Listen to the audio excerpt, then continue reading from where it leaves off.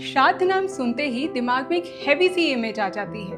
मंत्र, पूजा, तिल, पिंड, भोजन आदि आदि। श्राद्ध करने की हर घर की अपनी अपनी रस्में होती हैं, पर एक रस्म जो ऑलमोस्ट हर जगह मिलेगी वो है 4 रोटी या 4 पूड़ियाँ निकालने की। आप में से ज्यादातर लोग ये जानते होंगे कि ये 4 पूड़ियाँ किन के लिए निकाली जाती है, पर क्या कभी ये सोचा कि कौवे की रोटी हम मैना को क्यों नहीं दे सकते, गौ माता की रोटी भैंस माता के लिए क्यों नहीं है, और कुत्ते की रोटी बिल्ली के लिए क्यों नहीं? यही खास प्राणी क्यों?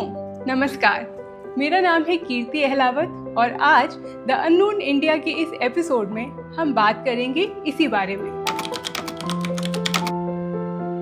सबसे पहले आती है कौवे की बारी। कौवे को माना जाता है पितरों का पोस्टमैन, यानी कि यमराज का डायरेक्ट मैसेंजर। गरुड़ पुराण में लिखा है कि आपके श्राद्ध का भोग कौवे के द्वारा ही आपके पितरों तक पहुंचता है। इसलिए लोग श्राद्ध के भोग में जोर जोर से बुलाते हैं, आओ कागा, आओ पितर। और अगर कोई कौवा आकर आपका भोग एक्सेप्ट कर ले, खा ले, तो मानते हैं कि एंसेस्टर्स ने, आपके पितरों ने आपका भोग स्वीकार कर लिया है। यानी कि व्हाट्सएप पर ब्लू टिक तो आ गया है, फर्क सिर्फ ये है कि वहां पर मैसेज की जगह रोटी डिलीवर हुई है। अब आती है कुत्ते की बारी और ये पार्ट जबरदस्त है। हिंदू मान्यता में कुत्ते को वफादारी और धर्म का प्रतीक माना गया है। ऋग्वेद में यमराज के 2 कुत्तों का जिक्र है, श्याम और सबल, जो कि स्वर्ग के गेट कीपर्स हैं। और आपने महाभारत का वो इंसिडेंट तो सुना ही होगा, जहाँ पर जब युधिष्ठिर को स्वर्ग में जाने का मौका मिलता है तब उनके साथ एक कुत्ता था, और उस वक्त देवराज इंद्र उनको मना कर देते हैं कि स्वर्ग is a no entry zone for dogs. तब युधिष्ठिर मना कर देते हैं कि अगर मेरा कुत्ता नहीं जाएगा तो मैं भी नहीं जाऊंगा। ये तो बाद में पता चलता है कि युधिष्ठिर का वो कुत्ता नहीं बल्कि स्वयं धर्म देवता थे। कुछ मान्यताओं में कुत्ते को भैरव बाबा के साथ भी जोड़ा जाता है, और भैरव बाबा स्वयं शिव जी का रूप है। इसलिए श्राद्ध में कुत्ते को रोटी देना धर्म, वफादारी और भैरव बाबा के प्रति भक्ति का प्रतीक है। तीसरी रोटी जाती है गौ माता के चरणों में। ऋग्वेद में गाय को अग्न्या कहा गया है। इसका मतलब है इनको मारना मना है। गाय न सिर्फ धरती और माँ का प्रतीक है, बल्कि हमारे जीवन का आधार है। इनसे हमें दूध, दही, घी ये सब मिलता है, और गाय का गोबर जमीन को उपजाऊ बनाता है जिसमें फसलें उगती है। श्राद्ध में गाय को रोटी देना मानो प्रकृति और जीवन के प्रति कृतज्ञता को दिखाना।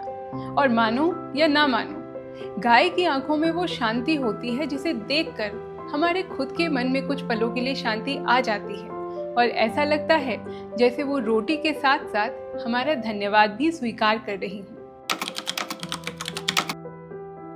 और अब आती है चौथी और सबसे खास रोटी। ये दी जाती है किसी भिखारी या गरीब व्यक्ति को, और अगर आसपास ऐसा कोई भी ना मिले तो इसको अग्निदेव को अर्पित कर दिया जाता है।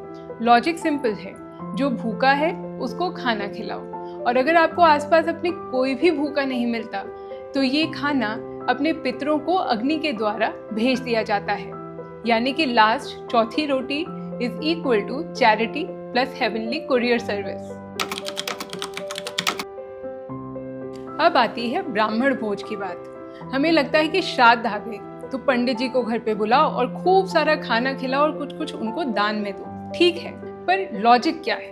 तो लॉजिक ये है कि ब्राह्मणों को ज्ञान होता है वेदों का, मंत्रों का। उनके मंत्रों के जाप से, मंत्रों की शक्ति से जो भी भोग हम अपने पितरों के लिए निकालते हैं वो हमारे पितरों तक पहुंचता है।